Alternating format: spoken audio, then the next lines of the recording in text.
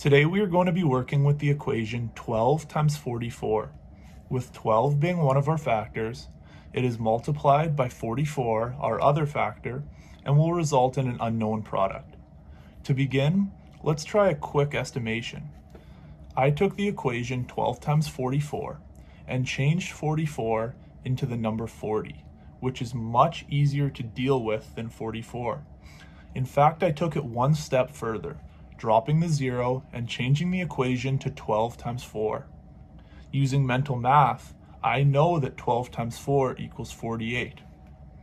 Now, if we put the 0 back onto the 4, making it 40, this means that in our answer there's going to be one more 0 on the end. Therefore, if 12 times 4 equals 48, then 12 times 40 has to equal 480. And that's our final estimate. Next, we're going to solve our equation using base 10 blocks. The green squares representing hundreds, the pink rods representing tens, and the orange singles representing ones. On the left-hand side, I've got one of our factors of 12. Along the top, I've got our other factor of 44. Now we multiply. 10 times 10 is 100. 10 times 10 is 100, 10 times 10 is 100, and 10 times 10 is 100. 10 times 1 is 10, 10 times 1 is 10, 10 times 1 is 10, and 10 times 1 is 10. Now we move down here. 1 times 10 is 10, 1 times 10 is 10, 1 times 10 is 10, and 1 times 10 is 10. Same thing here. 1 times 10 is 10, 1 times 10 is 10, 1 times 10 is 10, and 1 times 10 is 10. It's very repetitive, but I'm just showing you my process. Now all we have left to do is multiply the ones.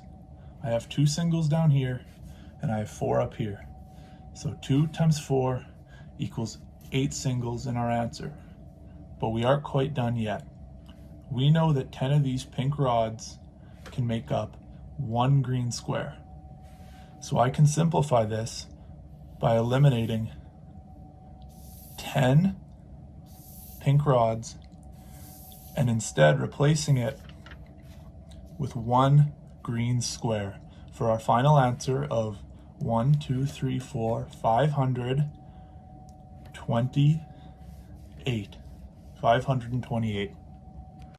I am now going to model what we did with our base 10 blocks using pen, paper, and real numbers this time. I began by drawing an array. Now, let's fill in our factors with place value. 10 plus 2 equals 12. On top, 40 plus 4 equals 44. There are our factors. This is very similar to what we had in our previous example. Now, using mental math, we're going to multiply. I know that 10 times 40 is 400.